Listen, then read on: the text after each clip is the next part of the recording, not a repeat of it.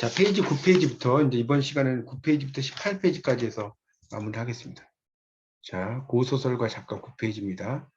자, 그래서 이제 아까 그 세 번째 줄 좀 이야기하다 말았죠. 그래서 채치원, 조순전 위에도 온달전, 설신여도 있다. 이제 그게 김부식에 이르러서 이제 역사 편찬의 그런 그 자료로 김부식에 이제 이르러서 역사 편찬의 이제 자료로 이제 그 수정이 가해졌다 이런 말이 지금 나오고 있죠. 그리고 자 그렇게 좀 정리 좀 하시고요. 그래서 이제 이들 작품에 대해서 열전 우리가 이제 사마천의 사기에 보면 뭐 사기 열전 뭐 이런 거 있지 않습니까? 열전이란 말 있죠. 그러니까 그 사람의 어떤 중심적인 이야기들을 쭉 써놓은 게 열전이거든요. 그다음에 전기 소설을 이해하는 관점도 있다. 뭐 이런 이야기를 써놨죠. 근데 여기에서는 이제 어쨌든 이것도 하나의 소설의 형태로 보는 것이 좋겠다. 그런 이야기. 여기 지금 9페이지 두 번째 단락은 뭐 말은 되게 장황한데 뭐 크게 뭐 중요한 이야기는 그렇게 없어요. 자, 세 번째 단락. 한편 중요성에도 불구하고 지금까지 간과라는 것은 한자로 이렇게 써요. 볼관자에 진할관자. 진할관자. 간과. 그러니까 간과라는 것은 보고 그냥 지나쳤다. 이런 정도로 해석할 수 있겠죠.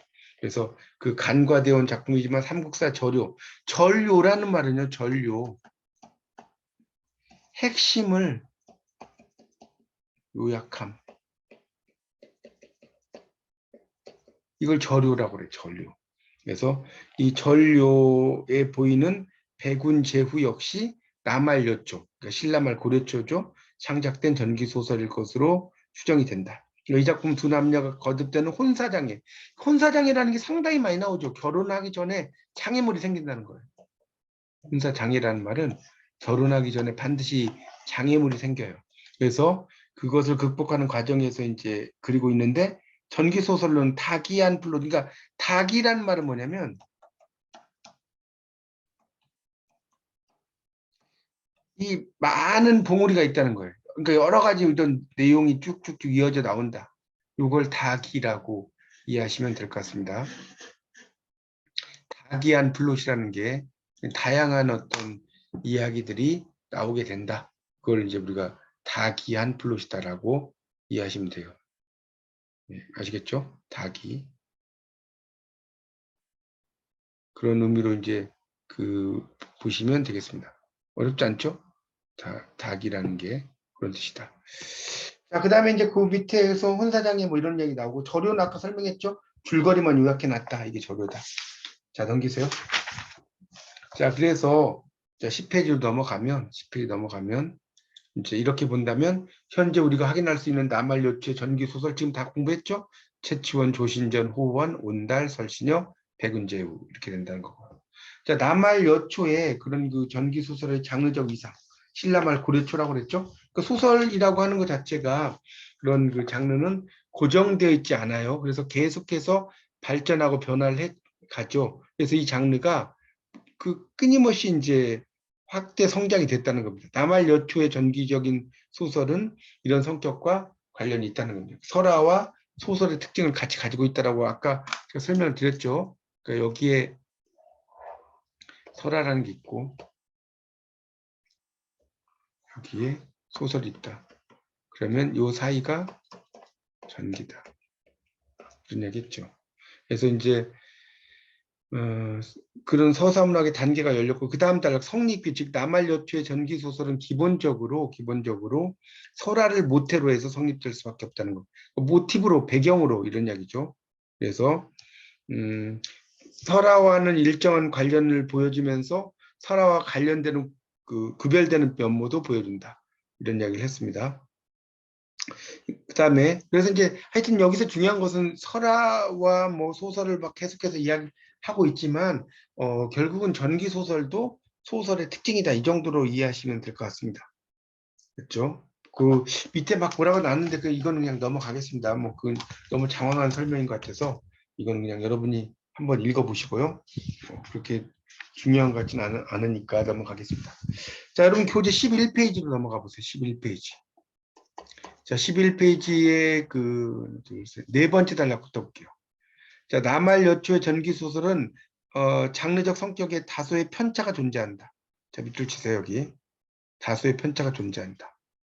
그래서 설화 장르의 제약이 좀 더 두드러진 경우가 있는가 하면 상대적으로 덜 두드러진 경우도 있다. 후자의 경우 소설로서의 면모가 뚜렷한 반면, 그렇죠? 그 전자의 경우에는 그렇지 못하다는 겁니다. 전자의 경우에는 그렇지 못하다. 그러니까 이 설화로부터 소설로 상승하는 그러한 운동의 다양한 양상을 반영한다는 거예요. 그러니까 나말여초 소설이 에, 설화 장르의 제약이 두드러진 경우 또 덜 두드러진 경우도 있다. 그래서 이 최초원을 가지고 예를 들고 있죠. 자, 나말여초 전기 소설 중에 소설적인 면모가 가장 뚜렷하다. 자, 거기다 붙여주세요. 최치원전은 거기서부터 뚜렷한 작품이다까지 쭉 밑줄 쫙 치세요. 자, 그래서 이제 그렇게 나오고 있고요. 최치원전은 인물 내면 묘사 시간의 성격에서 단적으로 이야기가 된다. 이건 아까 설명했죠. 그다음에 주제의식, 일대기적 구성, 인물 개성의 부각, 시의 삽입시라는 말도 이야기했죠. 그런데 호원 같은 작품은 모태인 설화의 면모가 좀 더 남아있다. 주인공 김연은 다음과 같은 말, 즉 사람끼리 사랑함이 도리이지 사람과 범이 사랑하면 상도, 일상적인 도, 상도라는 말은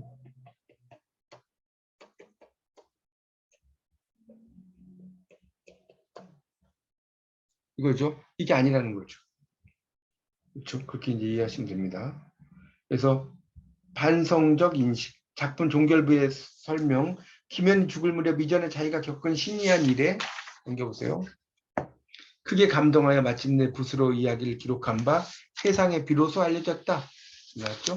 그래서 이제 감지되는 구성상, 책략, 목적의식은 이 작품이 설화에서 벗어나서 약간 소설의 경역, 그러니까 영역이라고 보시면 돼요. 여기 지금 경역이란 말 써놨는데 자, 영역에 들어서 있음을 확인시켜 준다. 그러니까 이런 게 이제 약간 반성적인 인식도 되고 깨달음이죠. 그 다음에 뒤에다가 이렇게 써놓은 것도 이제 그 뭡니까 작가의 어떤 창작 의도랄까요? 이런 것들이 들어가 있다라고 볼 수가 있겠습니다. 자, 1.6 12페이지. 자, 1.6에 보면 나말여초 전기소설 발생의 사회 역사적 정신사적 조건. 그래서 이 전기소설은 7세기를 전후해서 당나라에서 발생을 했어요. 당나라 전기 시원. 시원은 출발.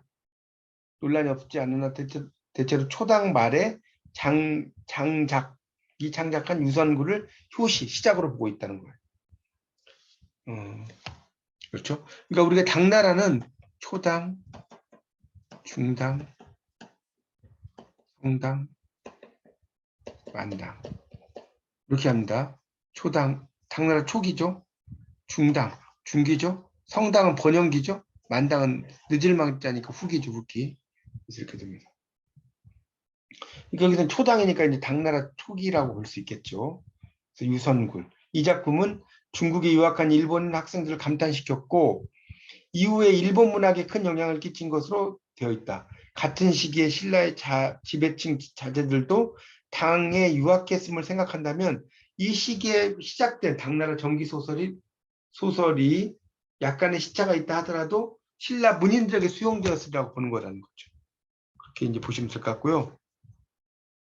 그 다음에 이제 12쪽의 마지막 단락을 보겠습니다. 그래서 흥미로운 점은 신라말 고려초 전기소설의 1편인 채치원에서 유선굴의 영향이 느껴진다. 채치원의 작자는 유선굴을 읽었으면 물론이고 중국의 지괴서, 지괴라는 것은 이 지자가 기록할 지자입니다. 여기 지괴서 할 때 한자 보세요. 지괴. 이게 뜻지자가 아니라 여기서는 이거 말씀 원자에 들어가는 것 같아요. 그래서 기록할 지. 이해하시면 되겠습니다. 그래서 이제 지괴서나 여타 전기 소설을 읽었던 게 아닌가 짐작된다는 거죠. 그런 이야기를 쭉 써놨습니다. 그러니까 당연히 그런 것들을 이제 안 읽지 않았다. 자, 13쪽. 13쪽을 넘어가세요. 그래서 이제 그 둘째 줄에 채치원은 유선굴, 임시전, 진랑비 등을 패러디하고 있는 면이다. 그렇죠. 고전 작품이라는 것은 기존의 어떤 작품의 특징들을 좀 집어넣었다는 거죠. 패러디라는 게. 그 정도만 이해하시면 될 것 같고요. 자, 그 다음 단락을 보세요. 그래서 이러한 관점은 중국 전기소설의 영향으로 한국 전기소설이 발생했다는 전파론적, 전파했다는 거죠. 비교 문학적으로 피착될 수 있다. 그러니까 결국은 중국의 영향을 받았다는 거예요. 한국. 그러니까 이 말은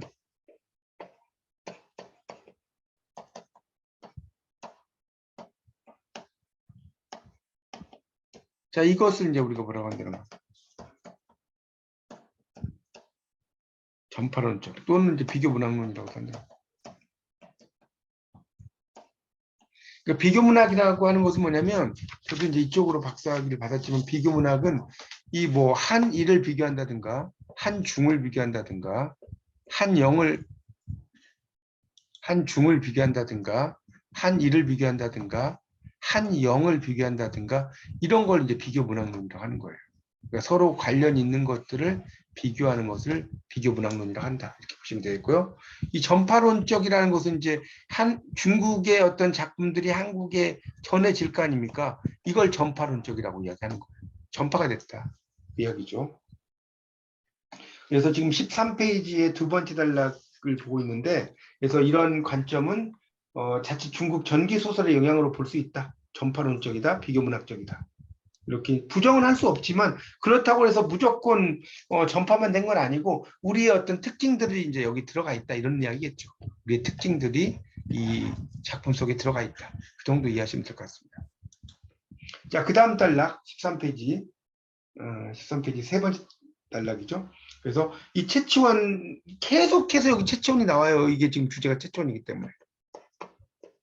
그래서 고독감 이거 계속 나왔어요. 고독감. 자, 고독감 뭐에서 나왔다? 고간, 외로운 집, 고독감. 그래서 이국인으로서의 중국 지방 말단 관리할 때 고독감을 기저. 기저란 건 바탕이라고 써놓으세요. 바탕. 기저에 깔았다. 이국인. 그렇죠? 이국인. 남다른 재주가 있어도 말단 관리밖에 안 된다는 거예요. 그래서 현실을 벗어나 세상 밖에 관심을 갖고 몽환적이에요. 몽환적. 몽환이란 꿈이죠. 꿈. 세계. 꿈의 세계라는 소리예요. 그래서 두 여자 귀신과의 사랑은 그렇게 설명할 수 있다. 채천의 고독감은 신라에 들어와서도 안 되죠. 세상 밖을 떠돌면서 세상을 뜬다는 거죠. 자, 그런 의미로 이제 쓰입니다. 그러니까 결국은 그런 어떤 것들이 이제 몽환적이라는 게 약간 영어로 말한다면 판타스틱하다 이런 이야기예요. 판타스틱하다. 그걸 이제 몽환적이라고 이해하시면 될 것 같습니다. 넘기세요. 자, 14쪽. 그래서 이제 역사적 인물 채치원의 인간 본질을 고독감이라는 측면에서 포착할 수 있다. 그 작자가 누구냐? 이제 작자가 나왔네요. 자, 14페이지 두 번째 줄에 작자의 동그란 점. 작자란 말 나왔어요. 자, 이에 대해서는 자료가 없어서 불가능하다. 불가능이죠, 불가능. 따라서 논리적으로 추론해 볼 수밖에 없는데 채치원의 작자는 자, 이제 여기다 밑줄 칠까요? 그 넷째 줄에 14쪽. 채치원의 작자는 채치원과 대동소이 처지에 있거나 채치원의 처지에 공감할 만한 처지에 있던 지식인 내지 무엇이 아니었을까 한다까지. 자, 밑줄 쫙 치세요. 밑줄. 자, 14페이지 보고 있다고 그랬어요. 네 번째 줄부터 쭉. 그러니까 결국 육두품 출신이라는 거고, 그러니까 채치원도 포함이 될 수 있겠죠. 그러니까 결국 이 채치원의 작가는 이렇게 그림을 그릴 수 있을 것 같아요. 채치원. 포함한, 자, 이제 채치원이 여기에 이제 들어가 있는 거예요. 자, 이 안에 전체는 뭐다? 육두품이다. 이해 가시죠? 육두품 속에 채치원도 들어갈 수 있다는 소리입니다. 그래서 이제 그 밑에서 셋째 줄 첫 번째 단락. 이런 식으로 들어가면 다음에 밑줄 써요. 채치원의 작자는 남할 여초를 살았던 육두품 출신의 문인 지식인이었을 개연성이 아주 높다. 있죠. 개연성이라는 말은요, 이제 소설에서 많이 나오는 말인데, 있을 법한 일. 이걸 개연성이라고 하는 겁니다. 개연성. 그래서 그 채치원은 수의전의 1편이라는 걸 알죠. 아까 박인양이 일반적인 견해라고 그랬죠. 그래서 수의전은 채치원 저술한 책인데 훗날 박인양이 증보, 그러니까 증보라는 것은 뭐냐면 증가시켜서 보충했다는 거예요. 그걸 집어넣었다. 또 김청명이라는 문인도 개작한 것으로 알려져 있다. 채치원은 그냥 내용으로 보아 채치원 자신의 창작일 수는 없으므로 훗날 증보 작업을 한 박인양이나 김청명이 작가일 가능성이 있는데 작품에 빼어난 문장을 염두에 둘 때 그런 글을 지을 만한 사람이 박인양이 아니겠는가라고 생각을 한다는 거예요. 근데 하지만 그렇게 볼 수 있을지 의문이다. 오히려 채치원이 죽고 나서 시간이 지나지 않은 시점에 문인이 창작했을 가능성이 높다. 그 문인은 아마도 채치원처럼 남아래 당나라 유학을 하는 육두품 출신의 인물로 채치원보다 한 시대쯤 뒤에 후배였으며 나려, 신라, 고려의 교체기의 그런 현실 속에서 초세적 태도를 취한 인물이지 않을 수 없다. 이렇게 나왔죠. 그래서 채치원의 주인공, 채치원의 고독감, 우수, 염세, 세상을 싫어하는 거죠. 염세적 태도. 이런 것들이 이제 상당히 이제 보통 글재주가 있는 사람 아니면 쓸 수가 없다.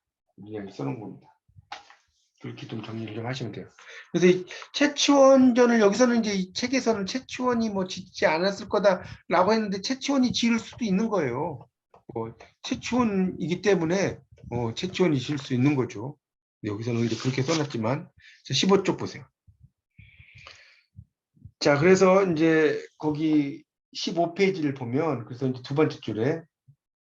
세 번째 줄에 이동환 교수는 원래 이제 고려대 한문학과 교수였죠. 이제 은퇴하신 분인데 채치원의 작자를 채치원의 집안 사람으로서 채치원의 처지를 이해하면서 그에 공감하고 있던 당나라 유학생 출신인 최광유로 추정하는 견해를 제기한 바 있다. 근데 이것도 명확하진 않아요.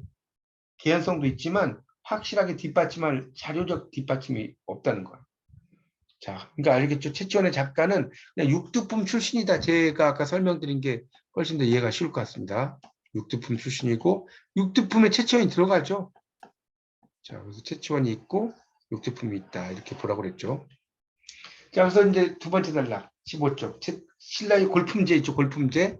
자, 이게 등난이 육두품이 등난. 등난이 뭐냐면 얻을 득자. 난자는 어려울 난자예요. 자, 그러니까 뭐예요? 더 이상의 벼슬은 얻기 어렵다는 거예요. 우리가 이제 뭐, 거기 뭡니까? 성골, 진골 이런 게 있지 않습니까? 육두품에? 성골, 성스러운 뼈. 진골, 진짜 뼈. 이런 뜻이에요. 성골, 진골이란 말 자체가. 한자로 이렇게 쓰죠. 진은 참 진짜. 이렇게 쓰는데, 그러니까 부모 두 분이 다 그 왕가냐, 한쪽만 왕가의 뭐 집안이냐, 성골, 진골 해갖고 나올 거 아니에요? 되게 이제 여러 국사 시간에 배우셨지만, 이렇게 올라갈 수가 없다는 거예요. 육두품 자체가. 그래서 이제 등난이죠. 그래서 골품제가 진골 중심으로 짜져 있음을 생각한다면 육두품은 부수적이다는 거예요. 그런 정도로. 그러니까 재능을 펼칠 수가 없었다. 이런 이야기고요. 그 다음 좀 내려가다 보면 게다가 신라말은 혼란기예요. 채치원의 우웅이나 고의 같은 시에서 볼 수 있듯이 지식인이 자신의 양심을 지키며 개결하게 아주 맑은 정신을 사는 게 어렵다는 거예요. 그런 이야기 써놓은 거고요. 그 다음 달라 그래서 이제 고독감이 특별한 의미를 갖는다. 자, 고독감이 내면의식을 가리키는 거. 이 고독감이라는 말 자체가 내면의식이죠. 그래서 채치원 이후에 예술성이 빼어난 작품들은 고독감을 기저로 하고 있다. 그런 얘기고 넘겨보세요. 16조. 그래서 이 채치원의 작자 문제를 검토하는 과정이 드러났듯이 신라말 고려 초의 전기 소설은 대체로 육두품 출신의 문인에 의해서 성립되었을 거다라고 지금 이 책을 보면 나온 이야기를 너무나 계속 반복적으로 이야기가 되고 있죠. 그런 이야기를 써놓은 거였죠. 뭐 그런 이야기가 됐고 그 다음에 이제 채치원의 거기 두 번째 단락도 보세요. 고독감의 역사적 의미도 다 이야기했잖아요. 채치원의 고독감 이게 내면 의식으로 간다는 이야기도 했고 그 다음에 밑에 다섯째 줄부터 보세요. 16조. 남한여초의 전기소설이 모두 채치원처럼 고독감을 보여주는 건 아니다. 그럼에도 불구하고 애정 문제를 통해서 막 여자 귀신과 사랑하는 거라고 했잖아요. 현실의 인간관계를 새롭게 인식하고 인간이 추구해야 할 진정한 가치를 모색하고 있다. 그러니까 채치원과 다를 바가 없다. 그런 이야기죠. 그런 것들. 호원, 신분 간의 갈등의 문제, 조신전, 신분적 불평등의 문제와 백성의 이 갓난이란 말이 이게 재밌는데요. 16쪽의 마지막 줄 갓난 있잖아요. 갓난. 이 갓난이 이 가난이 이제 된 거예요. 가난. 우리가 너 장난치지 마 있죠. 장난. 이것도 한자로 작자에 어지러울 란자거든요. 작란이 작란. 이렇게 쓰기가 어렵잖아요. 그러니까 이게 장난이라는 말로 바뀌어버린 거예요. 이게 우리말의 한자야, 한자. 우리는 그냥 우리말이라고 당연히 생각하고 쓰지만 우리말이 아닌 것들이 너무나 많습니다. 뭐 그 이야기 하려면 끝도 없어요. 그러니까 갓난이 원래 이 한자였는데 니은이 떨어져 나간 거예요. 그래서 가난이 된 거예요. 그렇게 이해하시면 됩니다. 자, 그 다음에 이제 17쪽에 보면 뭐 설신여 백운제후가 뭐 믿음의 문제를 다루고 있다. 그리고 최치원의 그 비롯해서 남한여초 두 번째 단락 보세요. 이런 것들이 육두품의 문제를 이야기하고 있다. 뭐 그런 이야기고요. 자, 전기소설 발생의 언어 문화적 요인. 마지막 1.8입니다. 자, 이거는 남한여초가 적사적 전환기였고 상층의 사고방식, 언어가 하층까지 교류하거나 뒤섞이는 특징을 보여준다. 이런 이야기를 써놓은 거고요. 그 다음에 네 번째 줄 소설이라는 장르는 근원적으로 도청도설. 이게 무슨 말이냐? 자, 이 도자, 이 길도자고요. 뒤에 있는 도자도 길도자입니다. 뒤에 있는 도자도 길도자인데 왜 읽으면 이렇게 길도자를 또 안 썼냐? 똑같은 게 반복되니까 이제 다른 길도자를 쓴 거예요. 길에서 듣고 길에서 말한다. 이게 도청도설이에요. 사회적 안정기보다는 상하층의 말과 사고방식, 그 정서와 이상, 문제의식 이런 게 교류한다는 것이고요. 자, 마지막 줄 남한여초의 언어적 상황은 전기소설이 넘겨보세요. 설화가 변형 가공되고 설화의 문식이라는 것이 있어요. 18조. 자, 첫째 줄. 자, 이 식은 장식. 영어로 decorate. 장식한다는 거예요. 그래서 민중의 문학이라 할 설화의 지배층의 일원인 육두품 출신 문인의 문제의식이 결합되어서 새로운 형태가 나타났다. 그래서 전기소설은 상하층의 문학 형태 동시에 지향은 억제예요, 억제. 여러분 지향하고 지향이 달라요. 지향이죠, 지향. 억제한다는 뜻이. 되는 과정을 보여주고 있다. 자, 그래서 이제 그 다음 단락. 이처럼 남한여초 전기소설은 민족적 사유의 문학적 표현인 설화를 원천이죠. 자기를 축조는 쌓아간다는 거예요. 쌓아가. 설화가 갖는 민중성, 민중의식 이런 것을 담아내고 있다. 그런 얘기를 쭉 써놓은 것이고요. 그 다음에 이제 그 설신여나 온달전에서 민중적 사유와 이때 원망은요. 원망한다 이런 뜻이 아니고 이 원망이랑은 바란다는 거 위시예요, 위시. 바란다는 뜻입니다. 이 원이 이제 그 원망한다는 그런 원도 있고 여기서는 바란다는 뜻이에요. 채치원에서 상층의 사유와 언어의식이 강하게 표출되고 있다. 조신전은 민중적 삶의 현실과 작자의 문제의식이 일으키기보다 상호 충돌을 일으키고 있다. 남한여초 전기소설이 이질적인 두 개의 언어 문화의식을 토대로 형성되었다. 그런 이야기를 써놓은 것이고요. 제일 마지막 줄에 보면 민중적은 토착적이다. 그러니까 민중적이라는 것은 토착적이다. 그러니까 민중들이 잘 알 수 있는 내용들을 이야기를 하고 있다라고 보시면 되겠습니다. 그래서 여기서 육두품에 대한 이야기를 좀 설명을 드리면 마지막으로 육두품 문인이 있죠. 자, 이 사람들은 학문, 문화, 종교 여러 이제 일에서 이야기를 하고 있는데 결국 육두품은 뭐냐? 하층과